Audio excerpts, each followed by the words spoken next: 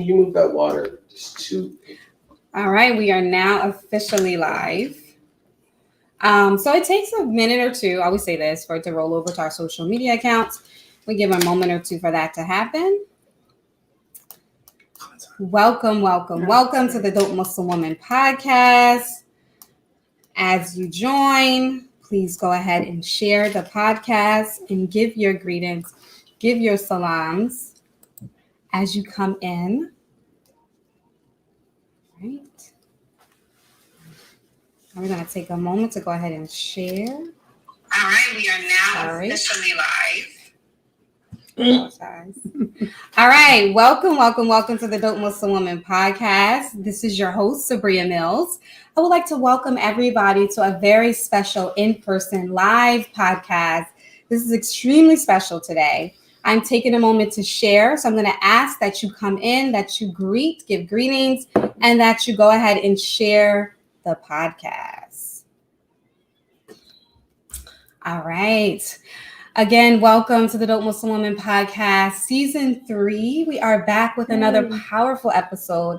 We are in series 2, Heal Thyself, Heal Thy Community. And today's podcast is extremely personal and extremely special.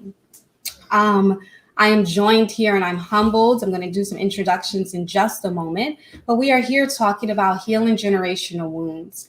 And again, we're here in a very special in-person roundtable talk discussion as we tackle something so personal today on our show. This is your girl, your host, Sabria Mills. Welcome back. I am joined here today. I don't even know where to begin, but I'm going to start right next to me with my brother. I'm going to start first with my brother here. This brother, he is a freelance audio engineer. He does the mixing and recording for artists such as Future, Young Thug, Fat Joe, and Raheem DeVaughn, just to mention a few, okay? He's a studio designer, a producer, and he's the founder of Salem Songs Professional Audio Company. And it's well known for their excellence in mixing and mastering audio. Amond, welcome to the show, Amond Jackson, but we're going to call you AJ for today. Welcome. That'd be great. Happy to be here. Thank you for being here today. I'm so happy to have you, and I'm so humbled to be in your presence. You do such dope work. Yes.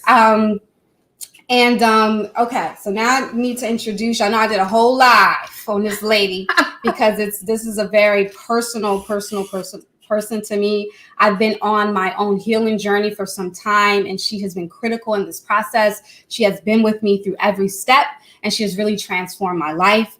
This woman is a transformalist with 20 years as an IT executive. She's a certified spiritual life coach. She was trained at the world-renowned, internationally recognized Inner Visions Institute, which is founded and led by Iyanla Vanzant. So we're going to get a little Iyanla today, maybe. I don't know. Her work specializes in the area of healing the inner child through transforming lives based upon spiritual principles. She's also done amazing work such as personally branding, writing within writing classes, personal development work for girls. She does one-to-one coaching, and she also has worked as a chaplain. I am humbled to welcome to the show my coach, Ms. Toyia Denise. Thank you. Thank you so much. I know. Thank you for having me. She wanted me to totally downplay the bio, y'all, but we're not doing that. No, we're not going to do that. We're not doing that. Right. Okay. Hey, welcome, you guys. Welcome to the show. Thank you for greeting all of us. All right. So we're going to get into this topic. So, when I was thinking about this topic, myself and Toyia, we were kind of talking about it. And I was like, I really want to do this really personal kind of dialogue and conversation about healing generational wounds. But I was like, I need a brother. Like, I need a dope brother that's going through the same experience, but he's going through it from the lens of a Black man, and I'm a Black woman, both doing this inner child healing work. So, I'm so happy to have Brother AJ here. Sure. AJ, how long have you been working with Toyia? It's been 13 months. I think. Wow. Has it been that long? Yeah, I think it was December. Oh my God, it has been. No, wait, 12 months. Yeah, about 12. So a whole year. Yeah. Almost about a year. Yeah. Wow. We're in proximity of the Yeah. Okay. Yeah. Can I ask what made you decide to kind of take this path of doing this sort of inner Yeah. So, I was at a place where I had just moved and a lot of things in my life were shifting. And I was going through a lot at the time, like a lot.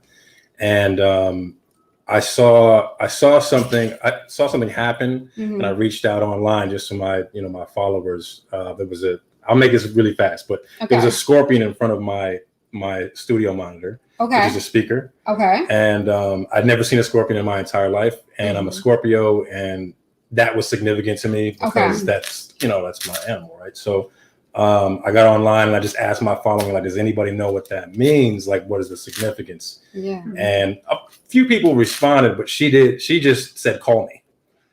Right. Okay. So I called and we had a conversation. She said, you're getting ready to move into a period of rapid manifestation.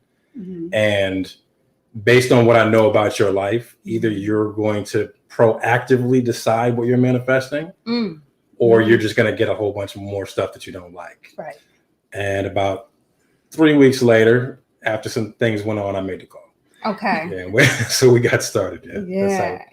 That's powerful. That's powerful. One of the things I said when I was actually doing like just a promotional live with my brother Shahid, one of the sisters said, like, man, like how powerful would it be to get to a point where not only us as women, we're doing this healing work, but our men, they're doing it alongside us. And so we're going to talk a little bit about that in just a second. But Toyia, when we talk about generational trauma, we're talking about our wounds, our patterns. We're talking about what we've been through as children.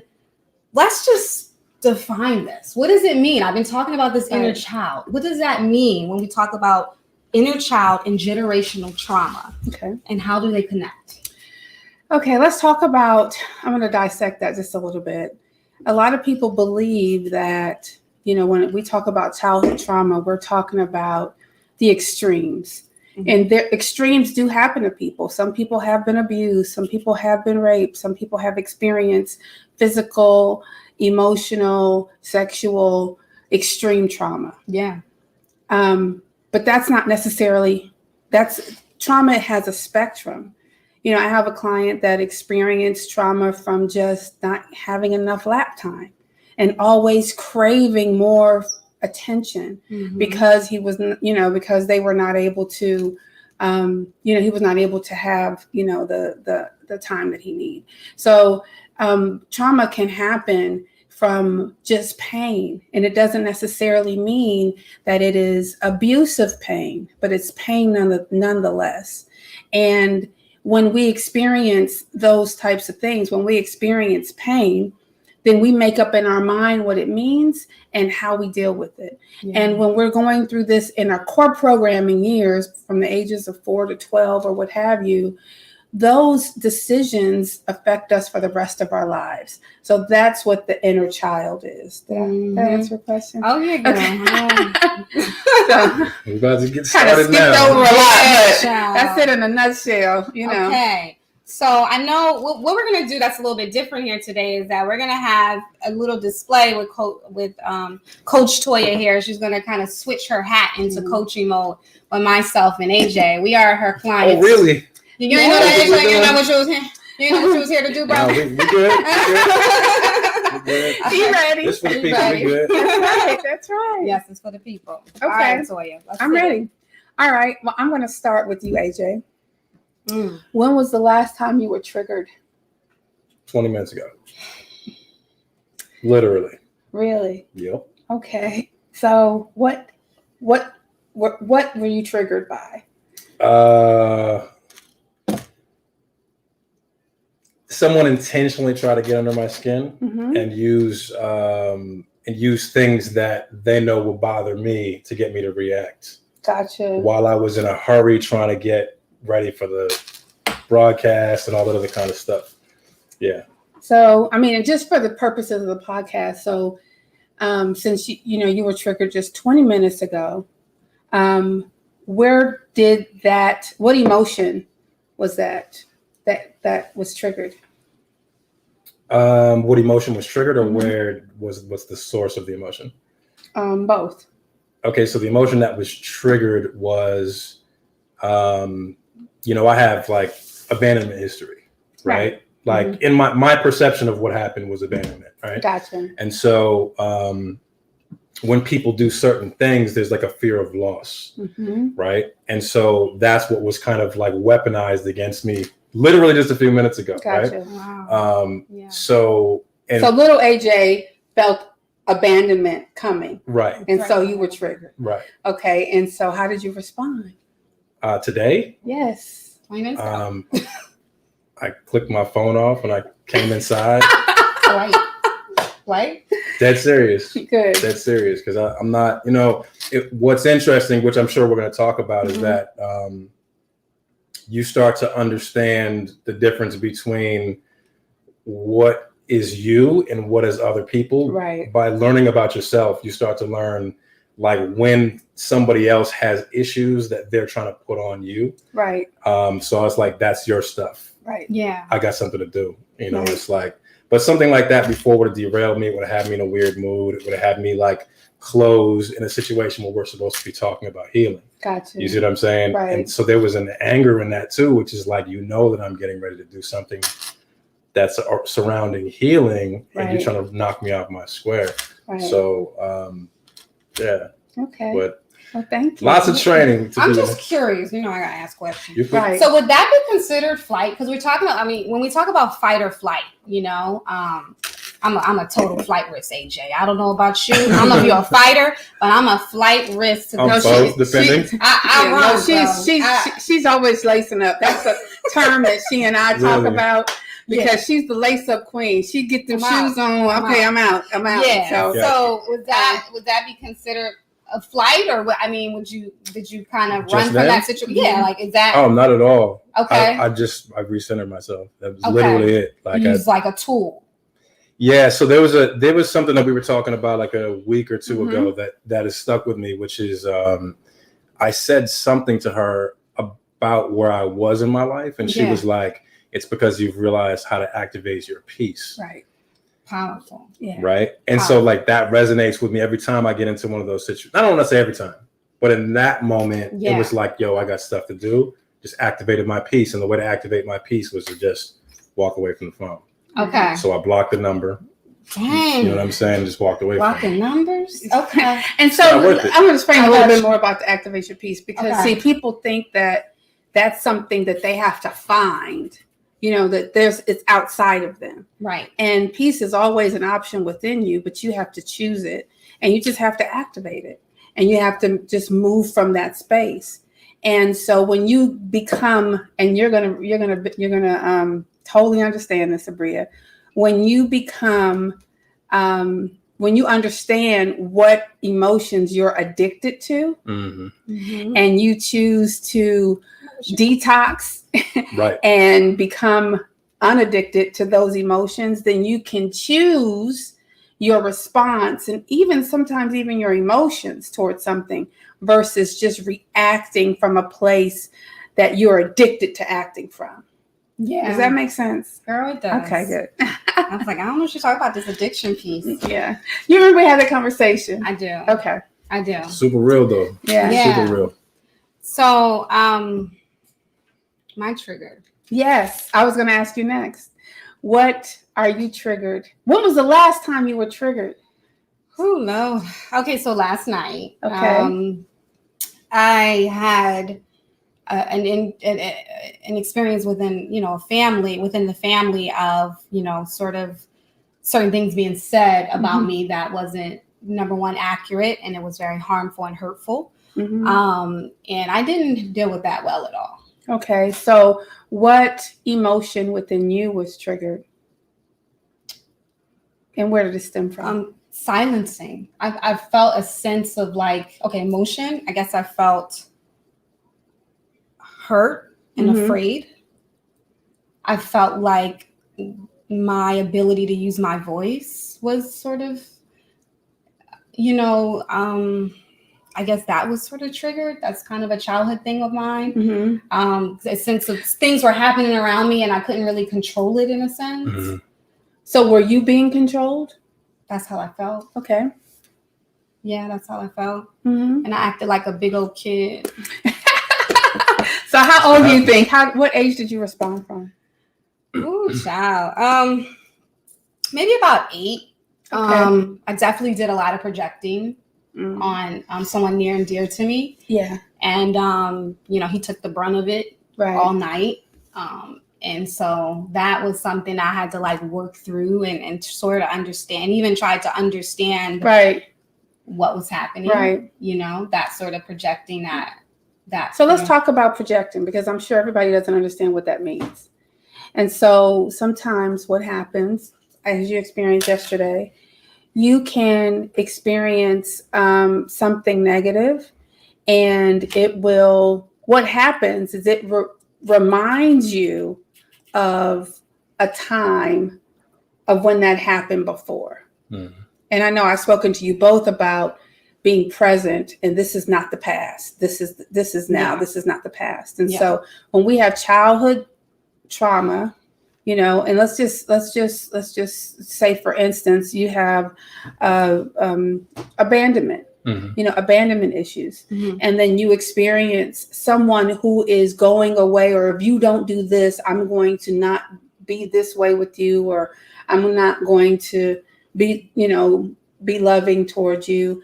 You can go through that emotionally as if you were that age. Right. Yeah. So what happens then is you respond as an 8-year-old, usually to the persons that are not necessarily causing the trauma. So you may, someone who that'll be receptive and, So I want to start there for a minute, and just because we're kind of talking about our relationships and like how this shows up in our relationships. Mm-hmm. And when we talk about the inner child and what was triggered within us, a lot of times we act that out in our adult relationships with the opposite gender or whoever we're in a relationship with. I guess that's something that I've been on this journey with you, of trying to understand that connection of the inner child, the pain or the trauma, or even just the trauma from my ancestors as a Black woman, and what that looks like in a relationship with a Black man. Right. Can we talk a little bit about that? And AJ, I would love, to hear from you too, because you over there, a whole Black man. Yeah. I'm with it. Whatever. Yeah. So can we talk a little bit about that? Yeah. Well, we all have. I mean, being African American people, we know it is very well documented of our ancestral trauma. Going through the slave trade, 400 years of slavery. And the rest, civil rights, Jim Crow, the whole thing. And all of our families, if you look at a family, usually there is a theme, a trauma theme. There's something that is happening in that family. Okay. And it could be abandonment. It could be sexual abuse. It can be, unemotion, like we don't talk about emotions. It can be whatever. It doesn't have to be. It can be violence. It doesn't have to be violence. It can be just this unemotional, non-affection. And as we don't do what our parents say, we do what they did. Mm-hmm. And because we do that, they did what their parents did, and they did what their parents did, and they did what their parents did. And so what happens is, we are acting as if our ancestors who did, maybe 4 or 5 generations ago. And also DNA, we have their DNA. We have, there's DNA that, there's certain families that have, several geniuses, or, the IQ is very high. There's you have, families that have athletic ability, genetic. Yeah. And there's also behavioral genetics. Yeah. And so, you could find that, families that somebody may have left a family and didn't grow up with the family, but they still have the same behaviors or characteristics of the family that they were separated from. So, Absolutely. Absolutely. so if that's trauma can lie in all those areas. Absolutely. AJ, how do you, if you don't mind me asking, how are you seeing some of these inner child issues show up in your relationships? Or how have you seen them show up in your like relationship? romantic relationships? Yeah, absolutely. We're going to go right to it. I mean, because the thing is, it shows up in everything. Absolutely. Honestly, you at your job or something, and somebody talks you out of pocket, and it, it triggers your feeling voiceless. You know what I mean? And then you wind up doing a little more than you should, and then you think later, in relationships, man, like it's wow. So for me, I took on a lot of responsibility real early. Okay. Right. Okay. And because I took on so much responsibility so early, I kind of learned to take care of people. Right. Which is noble. Right. Right. But it becomes a problem. I see. Right. Because then you start attracting relationships that require that you come in and be Superman. That's right. Wow. Right. And then when you find a relationship that you enjoy where somebody doesn't need you, then you don't know what to do. Mm-hmm. Right. Because you find, so for me, finding, and I think this is for a lot of men, like, because we're taught to provide anyway. Right. So if we're doing for you, then we feel good about ourselves. Mm-hmm. Right. Mm-hmm. But if you don't need us to do anything and we don't feel needed, then we're going to go somewhere that we can feel needed. Right. Uh-huh. No, so that's amplified in my situation because of the way I grew up. Right. Right. And so that's caused all kinds of problems. And I want to support AJ, and because he said I was taught, but it's not so much that you were taught, then you decided. Right. Because you can have 6 kids in a family and they all make different decisions about something that happened within the family. Right. And so in your case, because I know it's you and your brother, you made a decision that was your responsibility. Right. You didn't rebel or, like, oh no, I don't want the responsibility. You took it on. For sure. Because you were rewarded. And that's what love felt like. Right. When I do this, then I'm loved. So this is what love feels like. Right.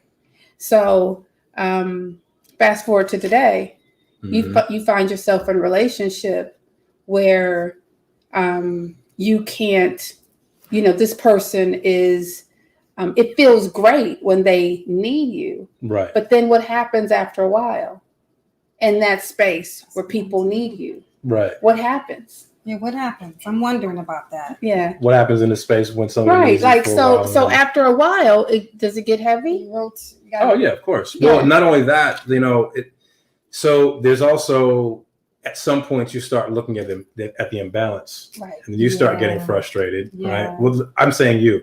So I would have gotten frustrated, or have in the past gotten frustrated from that. Like you're doing, Mm-hmm. but you're giving love the way you recognize love. Right. Right. And so somebody can be loving you in a completely different way. Yeah. And fully. And I still wasn't able to recognize that Or experience it. Right. Or experience it, which is the huge thing. Right. So yeah, that was a huge problem. I have a question. Sorry, it's not a question. It's a comment. I'm just going to infuse it in. So yes, there's a difference between being taught and deciding to behave a certain way. That's really powerful. Mm-hmm. Another one is, yes, the individual decisions of children made off of one interaction in the home. Powerful. I really appreciate that share, like just as an experience, because, I really feel like, especially our men, and I can only speak about us as a people, as Black people. I don't know if you guys are sharing as much. Like, I don't know if I've heard that level of, there's a lot of men like that. but I don't know if we're sharing, like they're actually sharing their experiences. Right. And like as women, we just like, okay, provider, protect, we're kind of like not really understanding what's kind of going on and what the emotions are behind sort of that role that you're taking on. I mean, I have some pretty dope brothers in my life. So like we can discuss some of that kind of thing to a point. Okay. Right. To a point. But in general, it's not like I'm just going to, wind up having a conversation with a random dude and we're going to talk about that. It's not going to happen. Do you share with your women though? Like, I mean, are you at a place where you can talk about that in relationships? With your woman? 1,000%. Okay. Yeah. Awesome. 1,000%. Awesome. Yeah. That's not a problem. I want to talk a little bit too about the difference between this type of coaching and therapy. And so I'm going to ask, I know you guys have both been through therapy. How have you found this to be different and, helpful or non-helpful, contrast? Provide some insight into how is this different from therapy? Well, I'll start. So yeah, I mean, I think therapy is great and such. For me though, I knew, okay, so when I got divorced was when I knew. When I got divorced, my whole world shattered, right? Everything shattered around me. I felt like my world crashed. I couldn't make it through most nights. And, I had a powerful friend, just shout out to Ayisha, she referred me to you. And I was so broken, right? I didn't know where to turn. And I was like desperate. And she said, just really reach out. And what I found with this is that I was catapulted into healing. I felt like it was expedited. Like not only was I able to recognize, identify, connect to my childhood, connected to what happened to my relationships, not only that, but then begin to feel empowered enough to see a new life. Right. I think a lot of times, as I'm going to share, just as a Muslim woman, there is a sort of sometimes shackles around being divorced, and it's sort of this ball and chain that you're supposed to hold for years as you heal, right? And so it's almost like this, and I'm like, sometimes it's abuse in itself to feel like you have to be like held isolated to this ideal of I gotta heal for years. But I really felt empowered, and I felt like each day, like I was taking ownership of my own healing. I was taking ownership of my narrative in my life. I was very aware of what was happening. I never left one session. I don't know, AJ, you may relate to this. Not like anything less than feeling beyond empowered. Anybody in my life knows I'll be on the phone with them like, I just got finished coaching. What y'all want to do today? Like we can go, like, they like, did you just like what? And I was like, yeah, I talked about da-da-da. And they're like, you okay? I'm like, I'm good. Like, y'all okay? I had situations where people were like, who is this Toyia? You know what I mean? Like you talk about her all the time. Yeah, you know right. I mean? Wow. Yeah. Like, how was your experience? I think it's completely different than therapy. Yeah, I think it's completely different than therapy because when therapy to me is like when somebody is listening and giving you an ear, which there's some healing in that. You know what I mean? Just in the ability to get it out and talk about it and put it on the table. So I think that aspect of it is good, and there's consistency in it. And if you come from a really rough situation, then I think the consistency gives you something to look forward to. It helps you to learn how to pace yourself. I think that's good. Yeah. But what I think therapy doesn't do is make you work. Right. And so the difference for me, working with you, the difference for me is that it's never about other people. Yes. It's never about, there's no Band-Aids. There's no easy outs. There's no shortcuts. It's like literally like, we're gonna help. The philosophy is, I'm going to help you to help yourself. Right. Yes. And so everything is always centered around you doing the work. Absolutely. You know what I mean? You having to like dig into your past, you develop a habit of really critically looking at yourself in the mirror and being able to be objective about what you're seeing. Yeah. You know what I'm saying? And then when you're honest with yourself about what you're seeing, that gives you the power to do something about it. Right. Yeah. And then when you want to do something about it, then, I've gotten tools to be able to manage things differently. Because the things that the people that we've become today, our past doesn't go away, right? But what it's enabled me to do is manage the things that show up. Like when my inner child shows up and decides it wants to drive the car, you know what I mean? Like, now I am more equipped to like tell the child like, oh, that's so cute, and give it a steering wheel to put in the back seat. Right. So it feels like it's driving the car. Right. But I used to I used to sit in the back and, you know what I mean? And, the child would run the show. Where we going? I have mentioned to both of you guys, like, oh, the child's running the show. You know what I mean? Like when you are in the mode where, and what's interesting is I have had, as the coach, I have heard, and from both of you, voice changes. You can you have physical voice changes when you are in that child space. Mm-hmm. Oh yeah. You know what I mean? And with women, it's often, well, I didn't know that. I didn't. It's this very high pitched. It's like reverting back to the 4, 5, 6-year-old. With men, it's often maybe a little. It can be anger, or it can be or even soft. Well, I don't know, and so you'll hear the language of as these things are being dealt with and as they come up. And I know I've experienced, I've had that with both of you guys, and I'm just so grateful that you guys trust me in those times to support you to navigating and how to get the adult back in the room, or right. And as I'm saying that, I want to clarify, because I know I've said this to both of you guys. There is no out there. There's only an in here. Right. Absolutely. and that's like a Toyia quote, I guess. And so it's not dealing with the things that's out there. You're dealing with what's inside of you, how you're feeling, your triggers, your emotions. They're yours. Yeah. They're yours to manage, yours to deal with, and learning how to manage the child that shows up that wants to throw the temper tantrum, the child that shows up that wants to lace up and run away, the child that shows up that wants to, that's angry or that, that wants to, do the fight or the flight. Let's talk about that for a second. If that's okay. Yeah. Fight or flight. I'm assuming you're a fighter. Can I mention one thing before we do that? Sure. Just because I feel like it's important.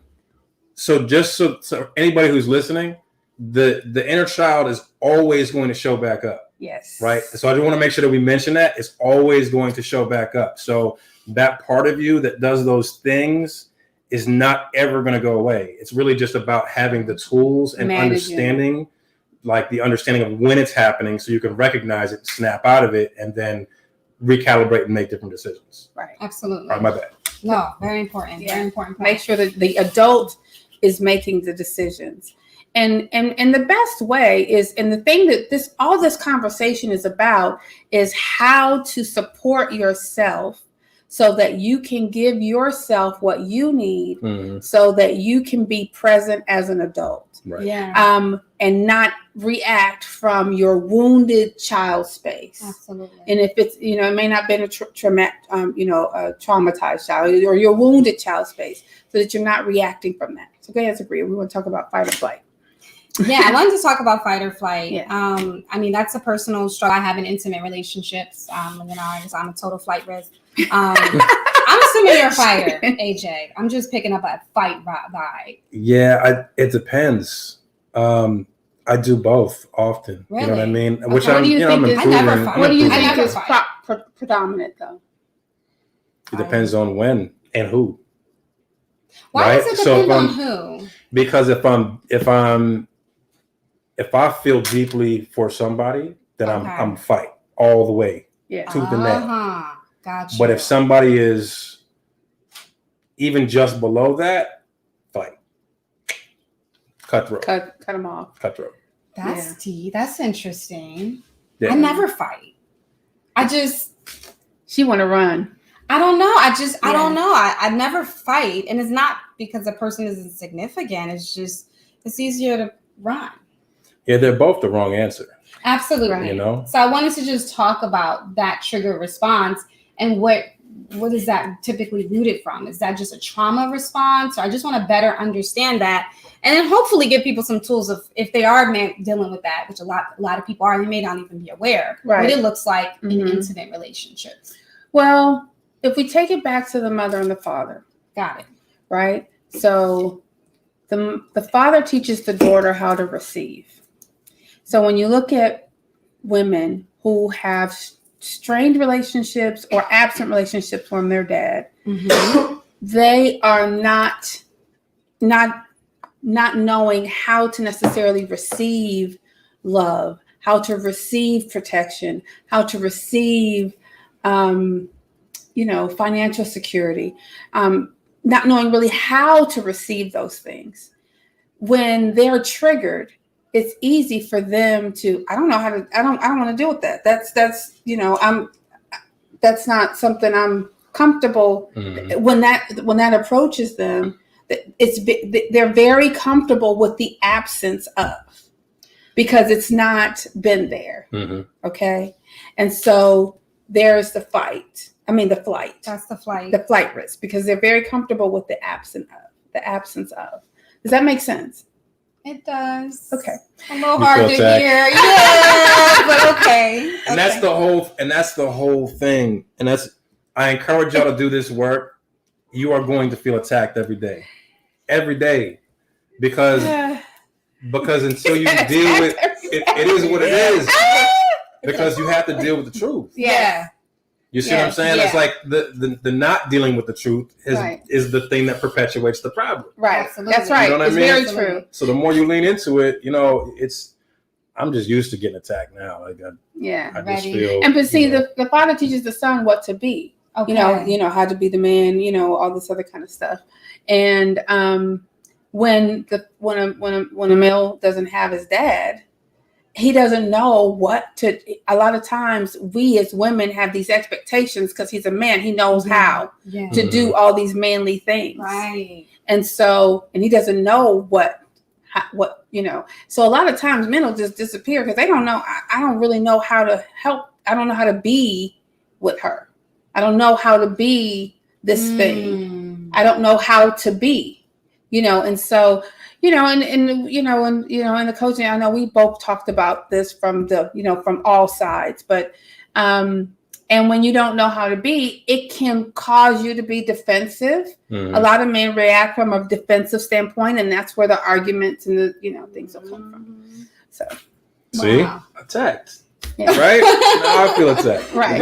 It's real though. And so it's not, and it's not meant to attack either of you. It's just to understand that is what the kid is going to do. The kid is going to feel inadequate. And when you feel inadequate, what has worked for you before?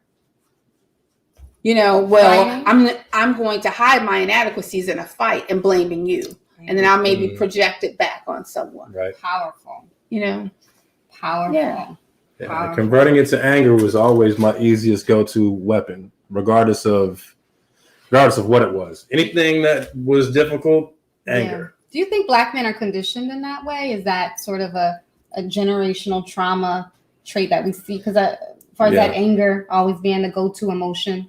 Yeah, I think that's pretty obvious. I think you're nail on the head. I know for me, it's a lot deeper than that. Yes. You know what I mean? Like my history is, when I first started working with Toyia, she said, okay, now that you have relocated and you have altered your surroundings, you don't have anything to fight against. So I'm going to need you to learn how to center yourself from a place of peace and maintain the same drive. Because when there was an external force constantly pushing at me, I was excelling because I had something to fight against. Well, anger is powerful. One of the first things I sent you, and I'm certain I said, because everybody gets different homework for me. So, but some things are the same. Like the mother-father work is the same, and I think we should talk about that in a second. But I sent you an emotional scale. Mhm. And I sent you a list of emotions. I got that too. Because, one of the things that, when people start first working with me, I go, how do you feel? And most times you would say, Angry? no, you would say good at first. I feel good. And I'd be like, Okay. good is not an emotion.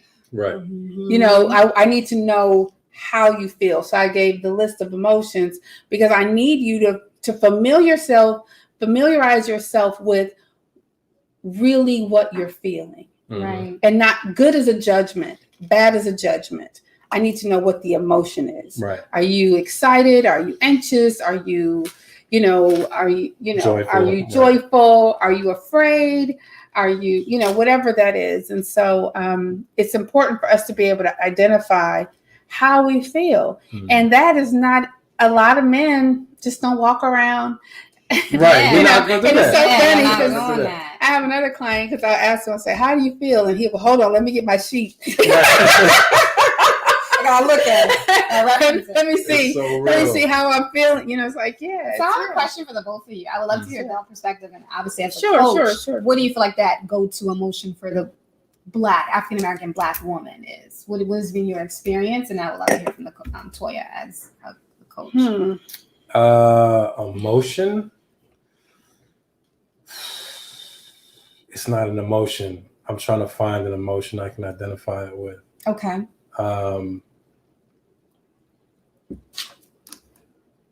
Man, because the words that come up are patience and long suffering, but those are not emotions. Long suffering. Well, I think that Black women have been conditioned to just take it. Take it, get up, and do it again. Yeah. You know what I mean? Like whatever life throws at you, you're stronger than that. You can, you know what I mean? It's, the whole cliche. Muffle that emotion, almost like, right? Suppress. Suppress. Silence. A lot of suppression. And we as men do the same thing. You know what I mean? Absolutely. We suppress a lot. Powerful. Toyia, what do you think about that? I think that, Black women have gotten a bad rap for being angry. Because of, and you wonder why, as you see the Black family had been dismantled. I really do believe there's a reemerging of the Black family happening right now. Yes. But it had been, dismantled. It was enough to be angry. And I really want to talk more about Black women joy, because that's not something that we talk about. That's not something that we think about. That's not something that we, even, I was talking to another client of mine, and it's like, why don't we have a Black Woman Joy Day, or, we're celebrating our joy, because we so relate to our anger, and anger is a motivating. Anger has energy. I would rather you be angry than depressed. Depression has no energy. And I don't know I know I've said that to someone else recently. Depression has no energy. Absolutely. If you're depressed, I would rather you strive for anger. Then let's strive for indifference. Then let's strive for hopeful. Going from, depressed to joyful is challenging, but you can navigate your way to a higher vibrational state. But I think as Black women, we held so much together and had to be so strong. Absolutely. Had to be so courageous, had to be so,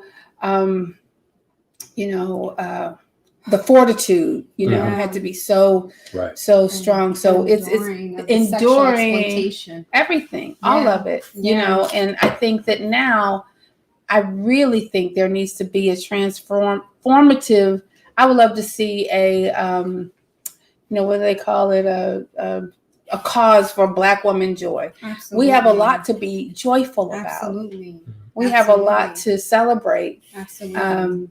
And can I just say, Toyia, you told that during one of our coaching sessions to me, and that became my mantra for everyone that I talk to, because a lot of times I think we get together, and there's nothing wrong with it, but I think as sometimes when we get together in our circles, we bond our trauma and our pain and what our men did to us and all of these type of things. Yes. And these men, what they, you know, and it's like, I'm just pushing for choose joy because there's another option. Choose joy. You literally don't have to be shackled to fear. That's and right. there's a lot of fear around, especially when you've been hurt. Absolutely. Fear around loving again, you know, as a Black, you know, trusting again. Yes. I mean, that's something I think, you know, and I want to, and this is why I wanted to just do this session with a Black man, because I felt like there's so, you said something powerful to me.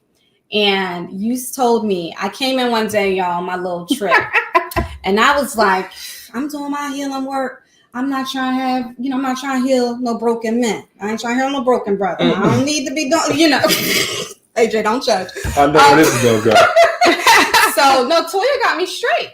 She said, you know, the Black man heals the Black woman. That's right. The Black woman heals the Black man. That restoration, what was done to us, happened to both of us. Right. We need each other to restore it. And I thought that was so powerful. right. Yeah, it goes beyond that too. Like, because when you said that, the first thing that came to mind is you're not healed if you're in a place where you're not willing to help others heal. That's right. You know what I'm saying? Powerful. Right. And so every time I see something like that on, you know, like even in dating apps, like, you know, be healed before you show up and all this other. I'm sitting here like, oh Lord, and like that's a telltale sign. Swipe, you know what I'm saying? Right, because what is healed, right? Absolutely. And so we are all healing from something. You know, we're all, you know, even if you, you know, go through the coaching and you know, you find the tools to support your inner child and you're in a much more loving space, there's always something that's going to it's the next natural step. But one of the things that I was going to say too is that you will only attract what you are. Y'all hear that? I want you to say it again, Toyia. I'm sorry. I need you to say it again.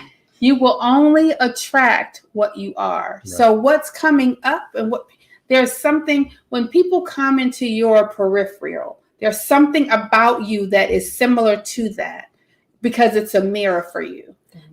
And so when Sabrina and I was talking, I was like, really? And she was like, no, I don't want to be dating no Black. No, I can't be dating nobody who got issues. I say Black men. Right. Don't get me in trouble on the okay, sorry. So, you know, and I was like, but what if he said he didn't want to date someone who was still going through their journey? You know, what about you showing up healed? You know, you attract what you are, and you should, you know, when you have an opportunity to love and accept someone where you know you were or are, it's healing for yourself. Yeah. Powerful. And I love that because it allowed me to embrace the mirror that showed up in my life. Yes. You know, the mirror that showed up in, even though it wasn't wrapped up in the bow that I thought it should have been wrapped up in. We had a conversation about that, excuse me. But it was the mirror that I needed to see. Yes. And I was the mirror for and people will fall out of your life because your mirror changed. There is no out there, there's only in and here. All right, Ayisha. And as you do your work. All right, now let's not turn this podcast. As you do your work, right, and you become more healed, other people will become unattractive to you. Bam. And you will become unattractive to other people. And you'll see people just fall by the wayside. And that's okay. And that's okay.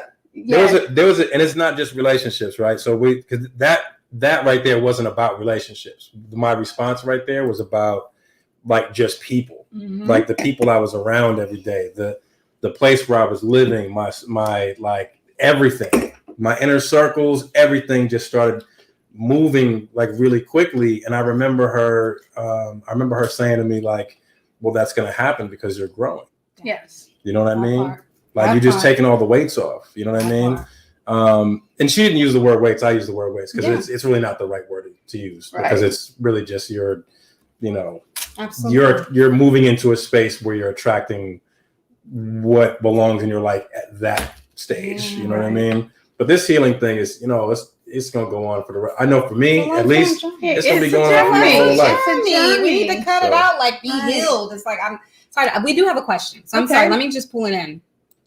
Is there a different way to evaluate the way men and women respond to similar experiences and situations? Sometimes it seems men's emotional well-being is evaluated based upon what is appropriate for women. Do you understand that question? Do I need to say it again? So is there a different way to evaluate the way men and women respond to similar experiences? And I guess this brother feels like that some men's emotional well-being is evaluated based upon what is appropriate for women. Oh, got you. You can segue. Do you understand the question? I'm not clear on the question yet. I think what he's saying is, and pardon me, brother, like I'm not trying to, like speak for but you, I'm just right? going to say what I think you're saying. So what I believe you're trying to say is, so for example, the way women tend to be raised in an environment where it's safe and culturally okay to share information and be emotional with each other. And for us as men, you know what I mean? Like I walked in and Chris was like, "Oh, you're looking sharp," and I was like, "I'm trying to get like you, brother," and we had a whole exchange about it. That's our exchange, right? Right. And it's not emotional, right? And so what happens oftentimes, and especially for me as a man, that people say that I have a more evolved communication style with women.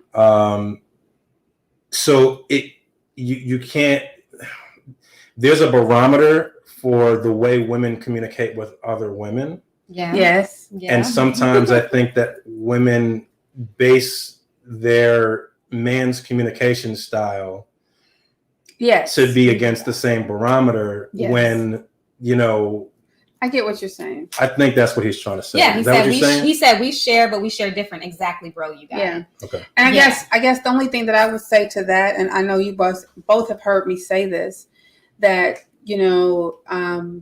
communication is a big deal in relationships of all type. And you can say anything you want to say to anybody as long as you say it with love. Put some love on it. As long as you say it with love, it can be received. The problem is when we believe because of our childhoods and the way we experience communication growing up, that if we yell or if we speak with a sharp tone, that person deserves a sharp tone, or that is going to get our point across more. And it's not. All it does is create fear, sometimes dissension. But if we can all get in the habit of just speak to me, my son says, speak to me nice, or, put some love in that. I can receive it if you put some love on it. And it doesn't take a lot of work to speak to someone in a loving way. And somebody said, well, some people don't understand that. And I understand, I got to speak to them the way they are. Well, then that lets me know that because it doesn't mean everybody gets angry. Everybody has times when they're not in their most loving space. Absolutely. But make it a habit of addressing people in a loving way. Absolutely. And I think then you're okay. Yeah, one of the things that I've really developed from working with you way more is the ability to listen without judgment. Right. And to speak without judgment, and to choose my words way more patiently, right? So like if I'm listening, then I'm 100% inside of listening and not trying to hold on to what it is that I have to say. Because whatever I have, so by merit of holding on to what it is that you have to say while you're listening to somebody, you're not allowing what they're saying to influence what you're going to say. Right. And so that defeats the whole purpose of having a conversation. And that's something that I've developed more. And the lack of judgment is huge, because there's so many times that in the last, especially like year and a half, that I've been in conversations where if I would have been my old self, all these beautiful things wouldn't have taken place. Right. Because like you start to really get to a space where you can allow somebody to be who they are and give them the opportunity to say what's on their mind, because a lot of times it's a misconception that you have of what they're trying to say in the first place. Right. Can't remember that part. You know what I mean? Like That part. they just be trying to, because it's not about what it is that most people don't, at least in my experience, most people don't want to be right. They want to be understood. Right. Thank you. You know what I mean? So once you feel understood, Yeah. then you're receptive to listening to somebody else. Right. There you go. And that has definitely helped me a lot. And that's something that I've dramatically developed, like working with you. Well, the thing is being present, and part of healing our inner child and our inner wounds is being present. We create so much based upon what we believe something is versus what it really is. Right. And so we have to remember that this moment is brand new. This conversation has never been had. This moment right now, in this right here, right now moment, this is absolutely new. And I need to be completely present to understand and to respond from a place of right now. But if I'm basing what you're saying on what I believe you meant, what I know happened to me when I was 4, because when that happened, that meant, right, then I'm coming from a place of really not listening. Right. To I'm responding from my trauma or reacting from my trauma, and communication is immediately broken down. Right. And so that's why it's just really important to absolutely. That's been such. I'm still struggling with that. Yeah, I am, because I think it takes awareness first. Yes. That idea of awareness. So many of us, you know what I mean? Like, have these perceptions of what's being said to us or even done to us. That's really coming from a triggered place. That's not what the person meant. That's not what they intended. It just feels familiar from a place of trauma. And just being able to differentiate and allow space. I think you gave me a tool in the relationship that I was in. And I think you said that whenever you feel triggered, you said to first, before responding, asking for clarification. Right. What did you mean by that? What did you mean by that? That's like it's one very of my favorite simple. questions. Yes. But tell me because we are making things from our first conscious moment. We're making things mean things, and we're still doing that to this day. And so someone can say something, and it resembles and feels like something someone else said. Yeah. And we're beginning to come triggered from that place. Right. And so just saying, what did you mean by that? They may say, I would love to don't use that example. Okay. I would love to. That's a little, that okay. was a little personal. Okay, but that's fine. But we need to learn how. I got you, girl. I got you. We just need to learn how to listen to what people are saying. But someone said to me something about something physical. Yes. Okay. And then someone said something to Sabriya about something physical. A man. And and it was meant to be it was a compliment. Yeah. It was a beautiful compliment. Yeah. But because it was about something physical, it reminded her of, as a child, someone saying something about her physical that was negative, and she responded from that place. Right. And it was a great teaching moment. Yeah. Because for us to it took me a while to get to even try to work through something that simple. But it's yeah. And that's something that I hope everybody gets about this that we're saying, is that it sounds simple. Right. Right. Right. But the heart and the brain don't necessarily agree with one another. Right. Yeah. Right. So when we talk about emotions, it's like, and I find myself saying this a lot, like, listen, like preparing someone. I'm going to tell you how I feel, not what's a fact, because you're going to get triggered if you stay in the mindset of that's not what I said, or that's not what I did, or that's not, you're going to get triggered. So it becomes like, let's create a safe space to talk about how we feel. This is how I feel, right? And you get through all of that kind of stuff. It is complicated, especially for y'all as Black women, right? As much as you deal with, repeatedly over and over and over again. Yeah. And then you're told one day, like, well, you don't have to receive it that way. You Right. know what I mean? So I can't even imagine what that feels like. Yeah. You know what I mean? It's a lot of unraveling. So I just want to ask you guys a question. So, you know, I know working with me, one of the things that, you know, is challenging is the homework. Yeah. Mm-hmm. I would love for you guys to share just in this journey, what has been, you know, when it comes to the inner child, inner child work, what was the most profound type of assignment that you got that supported you? And you too, Sabriya, either way. Yeah, you can start. I think when we did the father work, that was, so I was posed the question, what did you learn? Was it, what did you learn from? What did you decide? What did I decide from the men in my life? You know, based on what they said and did. Certain topics like love, money, Right. women, you Yeah. know, stuff like that. That was powerful for me because, you know, for me, I wrote my fathers off. So after you write your fathers off, you don't really think about. It's like you don't even factor them into what your behavior is. You see what I'm saying? So that was huge for me. Is like stepping back and looking at that and being like, oh damn, like I learned. Pardon me, but like, you know, like there's just certain things that I learned that I didn't realize, that some of them were really good things. You know what I mean? That I got to credit them for, and then there are some of them that were horrible things. You know what I mean? And so going back through that process and evaluating that gave me a lot of insight, and that's kind of, I think, what opened the first door.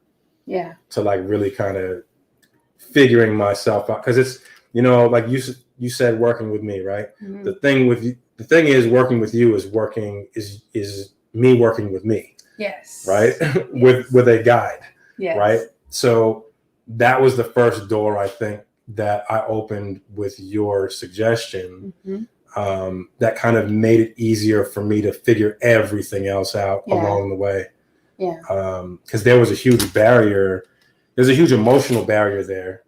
Go figure. That came from father to son. Yeah. Right. So, Absolutely.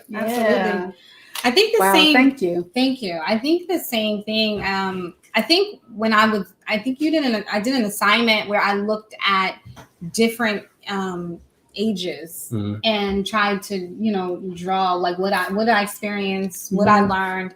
That was hard because I was like, well, I don't remember when I was 6, but when I dug deep enough and when I really sat with it, I did actually remember. And I think one of the most powerful realizations from that assignment was the aspect of a transactional relationship. And I think that is what has transformed my life and my experience with relationships. Like that's been the most transformative thing to me, to understand what it means to have a transactional relationship and to be transactional. We'll get to for that. And to choose something different. To choose something different. So that, I'm so proud of both of you. Yeah. I mean, these two have really done a lot of work, and it's not that they're done, but I'll be here on Saturday. I really do think that she said, I'll be here Saturday. I think that, you know, it's a journey, and it's possible to heal things. It's possible to acquire. And that's another thing, because, you know, like I have a client that just started with, you know, starting with me soon. And so do you guys think the process is fast, slow? It moves, it fluctuates, I think. Yeah. Yeah, because everything is about what you're ready for. You know what I mean? That's true. And I got in the beginning, I was like, I remember having a conversation with you, like, you know, what pace do you want to work at? And I was like, I'm ready for my life to be different now. I can't do this anymore. Right. I was sick and tired of being sick and tired. Right. I cannot do this anymore. Right. Okay. So I was like, I'm tough. I'll deal with it. Right. And it was tough. Right. And it was tough. It came at me like, you know what I mean? Full steam. But I did it. You know what I mean? And then there's times where you especially after you accomplish something, you unlock a couple things, you take a little break. You know what I Yeah, mean? you'd You be like, get a "Woo." little comfortable.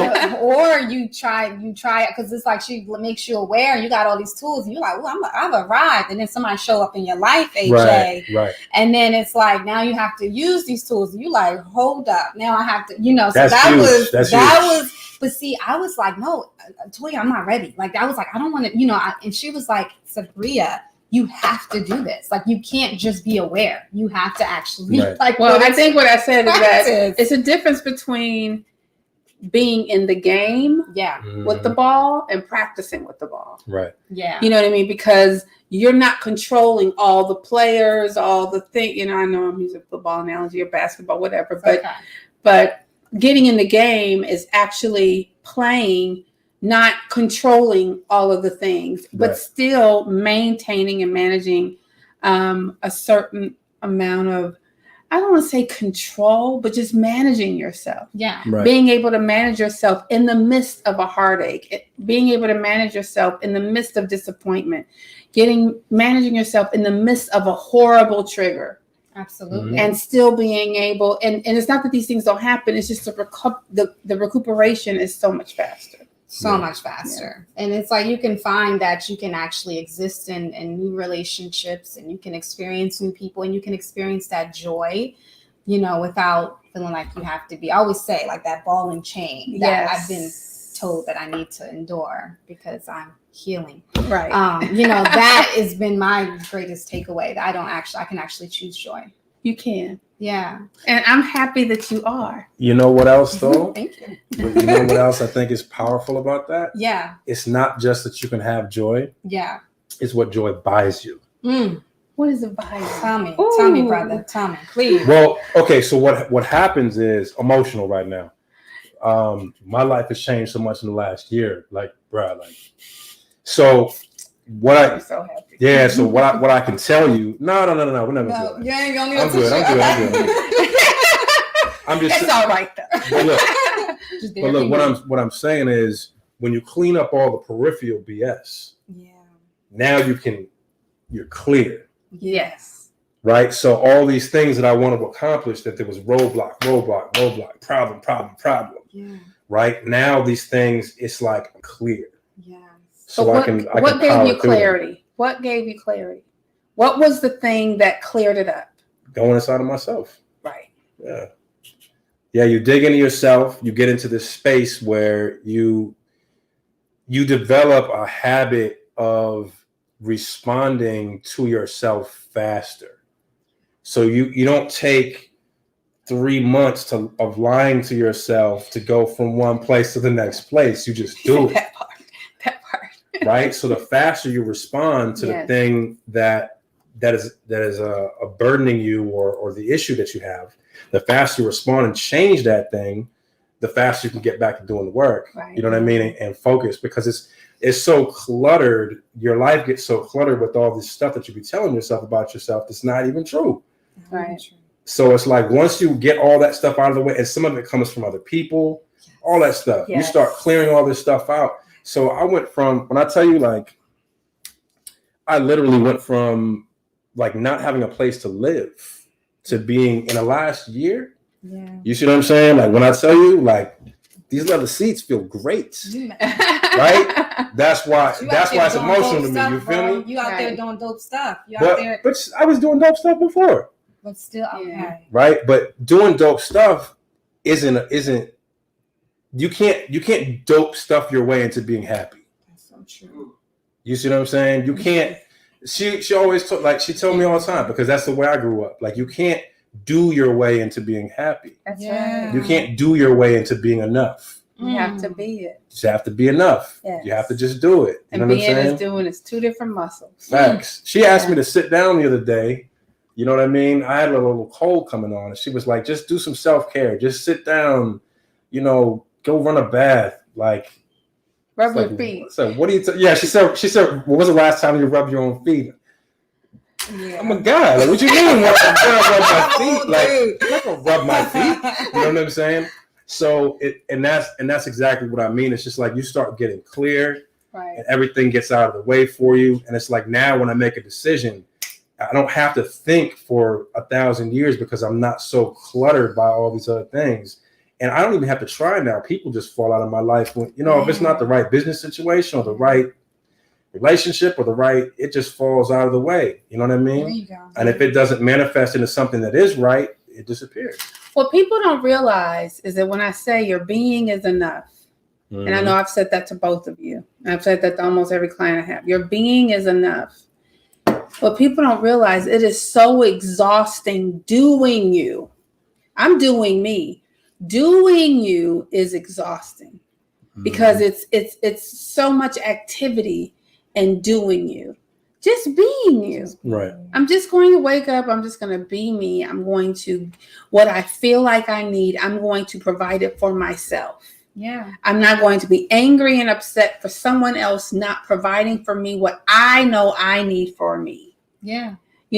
I'm not going to be upset or angry with anyone else for not spending, I can spend time with me. Yeah. I enjoy my company. Finding ways, learning how to love self is a whole journey. And that is the epitome of this child work. Yeah. It's learning to love yourself in spite of feeling this, in spite of feeling that. Major forgiveness work, and making sure that you're doing all those things to support yourself and what it is that you need. Big facts. Powerful. Yeah. Big oh my gosh, this was just amazing. Absolutely amazing. I mean, we talked about so many different things, and yes. I hope that the biggest thing that we get from this is the aspect of taking ownership of doing your work. Taking ownership of doing yes. it and healing your inner child, because healing the inner child will help you heal the generational traumas. It starts there. You can't tackle your generation or your generational traumas if you haven't started with yourself. Facts. Yeah, absolutely. It starts there. It starts right there. Yes. Well, I wanted to just thank,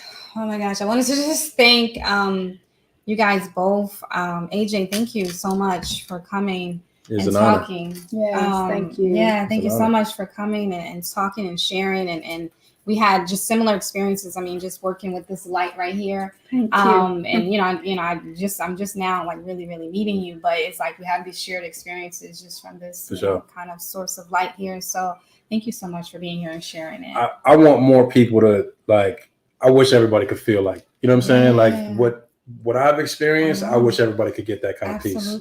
Yeah. You know what I'm saying? So as many people as I can talk to about it, and you know what I mean? Like kind of, a whole bunch of people that I know, 7 now? Something like that. Around 7 people that have watched my life transform in the last year have been like, what is her name again? You know what I'm saying? The same thing to me, John. They've seen it firsthand. They say to judge a tree by the fruit it bears. Absolutely. Oh wow. And one of the things I wanted to just speak to my particular audience as the Muslim community, and I think that we are a people that really define ourselves by our faith and the principles and the tenets of the faith. But it's like if you really get to the core of it, and what I try to push it really is about that inner relationship with yourself. And we tend to sort of attach sometimes ourselves to sort of the practices and the theories and instead of really doing that inner work that was the foundation of our faith. And I just want to encourage more people, especially people that are really, very, stringent religious folks out there. May God bless you and elevate you. But I want you to be a people that are really attached to healing and purifying your inner self, because that's the tenet of any faith. Yeah. And that's one of the reasons why I really wanted to push this, at least in that community. And I thank you. And I really thank you for honoring me with being here, but just being such a critical part of changing and transforming my life. Oh my God. Don't understand before I came to you, that person that came here. Mm-hmm. I was completely broken. Yeah. I had no voice. I couldn't look in the mirror. Couldn't say no. I couldn't say no. Right. Yeah. And now, I'm a whole mess. So thank you. You are so welcome. Thank you guys both. I'm so grateful. I'm so grateful that you guys both allow me to do what I know God put me here to do. and continue to walk in that path. And so I thank you for doing the work. And thank you for doing the work. And I'm getting all the benefit out of it. I know. The glow up is It real. allows me to, I thank you for doing the work and allowing me to be in the front seat watching and witnessing it. It's a wonderful experience just being in that space with you. So thank you. And thank you to the audience. Thank you. Thank you so much. Zakiyyah, who's my mama, I just gotta say that. But AJ is brilliant and so open with his his emotions. Toyia is excellent. Thank you for that, sis. SubhanAllah. So thank you guys. Thank you, audience, for being so present with us. And thank you for sharing. And I know I could see that this meant so much to you guys. So continue to share it. Yes. Thank you so much. Support Toyia. Toyia, if people want to get in contact with you, how can they do that? They can find me on Instagram and Facebook at Toyia Denise. Yes. My website is www.toyiadenise.com. And my email is toyia.denise@gmail.com. Okay. And my website's going through. I'm going through this growth thing. So it's being updated soon. So just find me on social media or just drop me an email and they can find me. Okay. And AJ, do you want to? Yeah, it's just Amond Jackson, everything. Amond Jackson, everything. AJ on the buttons. AJ on the buttons. There we go. So you can look him up on Instagram. And he's amazing. You guys have no idea. He's like humble up in this joint, but he be over there mixing. No idea. I be watching his stories. I'm like, you be mixing okay. We have a beast over here. A little something. Just a little Music Soul Child came out last night. Yeah, I heard that was dope. Yeah, they blew that out. Yeah, in the last like 3 weeks, an EDM album that I did came out, a rock album that I did came out. I'm doing Sky Zoo's album right now. You know what I'm saying? And then the Music Soul Child just came out. So it's like a million different directions. And I'm in love with what I do. Yeah, I'm so proud of you. This work is just making it so much easier for me to do what I love. Because clarity is power. I mean? Yes, there you go. All right, you guys, thank you. So I wanted to just announce next week our episode on healing thyself from domestic abuse will be launching next Wednesday, and we will have guest hosts. I will be not hosting next week's episode because I will be in surgery that week. So please pray for me and pray for my healing. But I will be returning that following week. But please join next week because it's going to be really, really dope with some phenomenal women talking about this really important topic. I love you guys radically. May God elevate and bless you. Thank you so much. And we'll see you next time. Assalamu alaikum.